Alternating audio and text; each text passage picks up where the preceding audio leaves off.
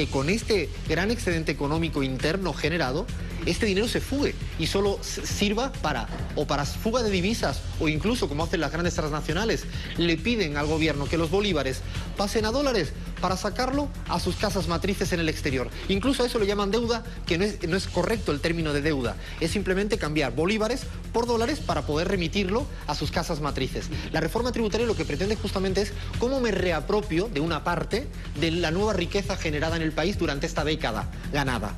Esto es lo importante. Claro, hay que recaudar más, pero respetando los principios de justicia social. Por eso es interesante que se pueda subir el IVA a bienes suntuarios, que es consumido por una minoría enriquecida. Esto no le afecta a la mayoría de la población. Es interesante incluso plantear hacia futuro esas reformas tributarias que acaben aplicando justicia tributaria en la obtención de beneficios empresariales. Es importante, pero además de la política tributaria, es clave la revolución productiva. La gran misión debe ser la gran transformación productiva, y así lo plantea Chávez en el Plan de la Patria, y lo retoma Nicolás Maduro en el sacudón, planteando como una prioridad estratégica en materia económica. ¿Por qué? Porque es obvio que sin capacidad productiva es difícil sostener un equilibrio macroeconómico. Es, por tanto, una vez que hay resuelto las cuestiones de desigualdad, de pobreza, de hambre, de desempleo, no resuelto del todo, pero sí con grandes avances, es el momento de dar el gran salto productivo. Y el salto productivo te permite precisamente evitar que ese cierto sector capitalista sigan jugando a la especulación. ¿Qué es especular? Compro afuera y vendo adentro. En el fondo es casi lo mismo que se hace en la especulación financiera.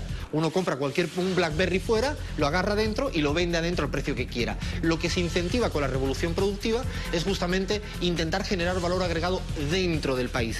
Porque si el valor agregado se genera dentro, ya no necesitas gastar divisas en importar valor agregado. Por lo tanto, es uno de los ejes centrales justamente en esta ley habilitante. Y algo más importante, que no solo es transformar la matriz productiva, sino que además debe democratizarse el tejido productivo. ¿Qué significa esto? Que no solo basta con que ahora se produzca cosas distintas por parte de los productores de siempre, sino que además de producir lo que necesita el país, lo deben producir los pequeños y medianos productores.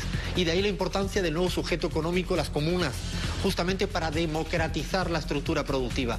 Porque no solo vale que ahora la telefonía móvil lo haga una nueva empresa, solo que concentre toda la riqueza.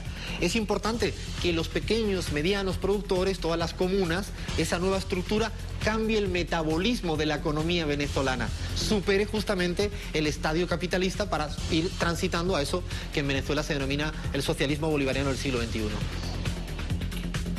Bueno, y la población joven y su inserción en la matriz productiva para renovar la estructura laboral venezolana es otro de los aspectos destacados por Serrano en su lectura sobre el nuevo modelo productivo del país.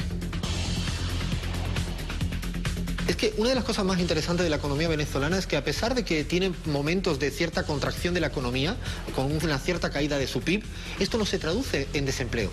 Esto es algo que parece que pasa desapercibido la mayoría de los analistas internacionales cuando uno observa como en España cae un punto el PIB y se dispara el desempleo. Lo mismo ocurre en Francia y en cualquier otro país.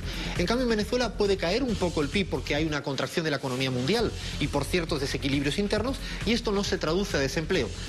Esto en términos de juventud es fundamental. Si tú vas insertando virtuosamente a la población joven en la matriz productiva y en la nueva generación de empleo, te permite justamente ir renovando, ir reciclando la estructura laboral venezolana y ir de alguna manera realizando una correspondencia entre cuál es el nuevo modelo productivo y cuál es el nuevo sujeto trabajador. Es fundamental que incluso la población joven participe las matrices de laborales, pero no como pasa en tantos países centrales capitalistas. El joven es el que menos gana. El joven es condición de empobrecimiento. Parece que tiene que pasar una etapa de empobrecimiento para poder llegar a tener un salario digno. Acá no.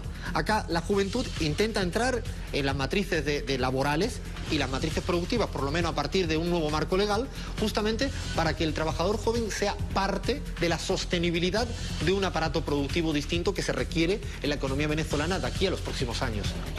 Bueno, y Alfredo Serrano también comentaba sobre esta propuesta del gobierno de la creación de una jefatura para un nuevo sistema productivo de exportación que permita el ordenamiento de toda la política comercial en materia de exportaciones. Esto dijo. Yo creo que cuando uno piensa justamente en esta gran misión productiva, justamente lo que tienes que hacer es armonizarlo con el resto de políticas económicas.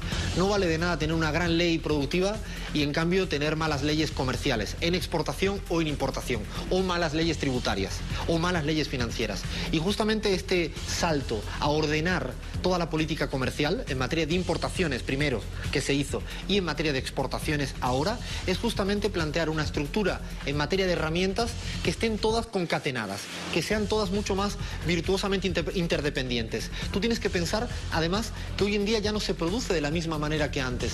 El mundo cambia tanto que la producción siempre se produce un trocito en un lugar, otra parte en otro país.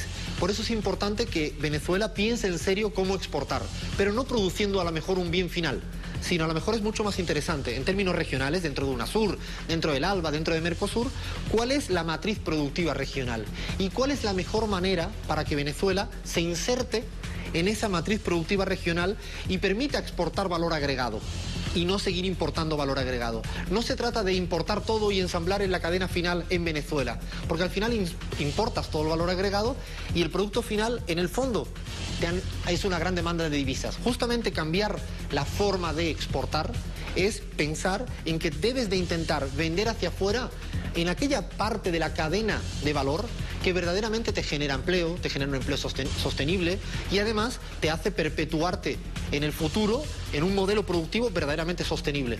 Y pensarlo mucho en clave regional. La respuesta justamente frente a ciertas restricciones externas a nivel mundial, cae el comercio mundial, la demanda mundial cae, es pensar que la región es suficientemente sólida, gracias a las políticas redistributivas post-neoliberales, para que Venezuela pueda insertarse en los encadenamientos productivos en el ALBA, incluso con las alianzas de gran nacionales. ¿Por qué hay que producir medicamentos genéricos solo en un país? Sería mucho más interesante plantear una gran nacional, alianza de empresas públicas para producir medicamentos en toda la región, teniendo una marca que sea dentro de UNASUR, dentro del ALBA o dentro de Mercosur. Estas leyes a favor de una nueva forma, un nuevo patrón de exportar, es insertarse en el mundo más inteligentemente y sobre todo cambiar algo que se sufre mucho en la periferia, que es patrones de intercambio desigual. Siempre acabar importándolo mucho, ¿no? Y exportando valores sin valor agregado. Y eso creo que es lo más determinante en el nuevo marco regulatorio en términos de exportaciones de la economía venezolana.